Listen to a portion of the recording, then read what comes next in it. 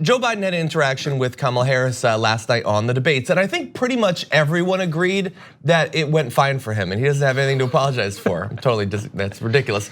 It was not a good interaction for him. She brought up his history of support for busing, and his most recent comments, not in the 70s, but like a week ago, about how segregationists are just sort of people you gotta work with and stuff like that. So he was approached by a reporter immediately after the debate. The reporter had to get him to stop signing autographs and smiling with that ridiculous pearly white grin of his to answer a question about it, and here's what he said. She made the argument that this is very personal to her, that this was essentially an issue that the federal government should have a role interacting in the local space here. Well, it should. It should have a role by breaking down the barriers that exist in institutional racism. That's what I did when I was a local official and a county official. But what we were talking about is whether or not the Department of Education, as opposed to the courts, could order de jure segregation, meaning segregation imposed by law. There's de facto and de jure segregation. I supported the court's ability to strike down to order busing. Matter of fact, I voted against an amendment that came up in the Senate. It was the deciding vote for a senator here in Florida. It was called the Gurney Amendment. I was the deciding vote. He wanted to take away the power of the court to stop busing. I voted against it. In the middle of the year, we had the largest busing order. So the issue for Joe Biden here is that Joe Biden is just wrong. And as with so many other issues, he refuses to accept or understand how he's wrong.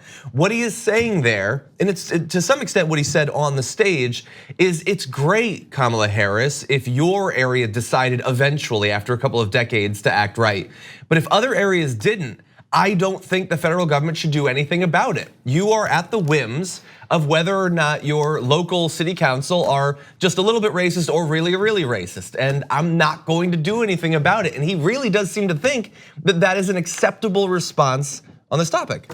Yeah, but I totally understand everything you're saying. I'm not gonna repeat it. I will say that one of the big challenges of running for office in America is to get people to get past like just things they're seeing before they can start listening. And Joe Biden, for me, I can't get past the like, are you okay? What do you mean? Is he physically okay? He looks 1,000 years old. He pauses to remember the word education. It's distracting. And so it's all like, to me, that's like if someone has a giant thing of spinach in their teeth. I'm just like, I really wanna listen to what you're saying right now to really interpret your counter argument. But I wonder how many Americans are able to get past the part where he just looks 1,000. Well, and I just wanna say, like, I think there could have been a giant moment in the debate. One of those transgenerational moments. If someone after Biden gave the moment where he says like, oh, my time's up. If someone on that stage looked at him and went, are you okay? Or said, no, you need to continue, you can have my time. False, that's wrong, I'm right for this reason.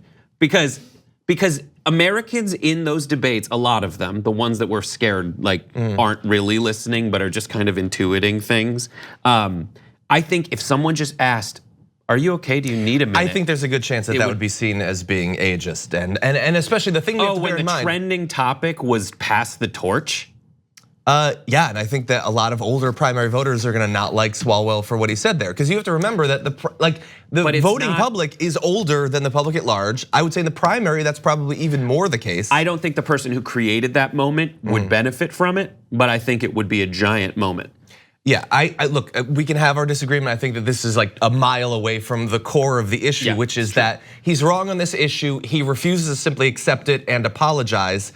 And that is actually going to be sort of borne out in the follow-up question of the last video we just showed you. Let's take a look. Is it frustrating to you in the year 2019 to be relitigating these debates at this point? It should be about the future. It should be about what we're going to do to deal with institutional racism. And it's real. We should be talking about what we should be doing in the prison system. For example, the idea that we allow prison, in the legislation we passed, it said no private prisons.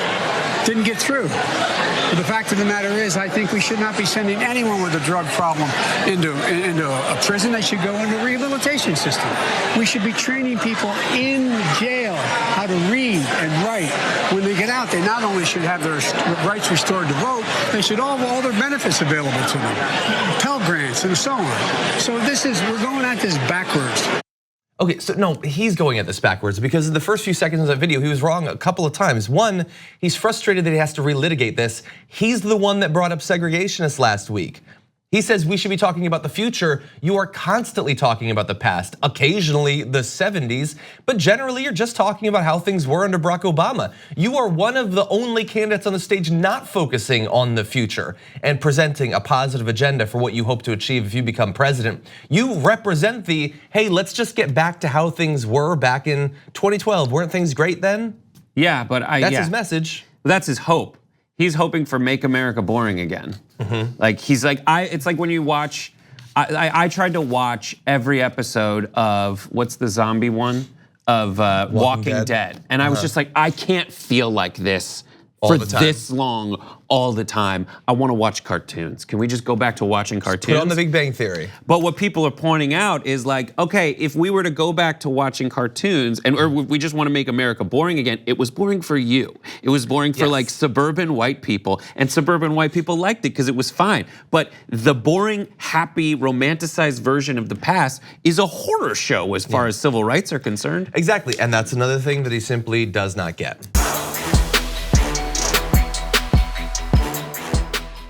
Thank you for watching this clip from the Damage Report. For more content from the show and access to TYT Network members-only exclusives, go to tyt.com/Brooke. Wait, no, it's tyt.com/John. Go to tyt.com/John to sign up.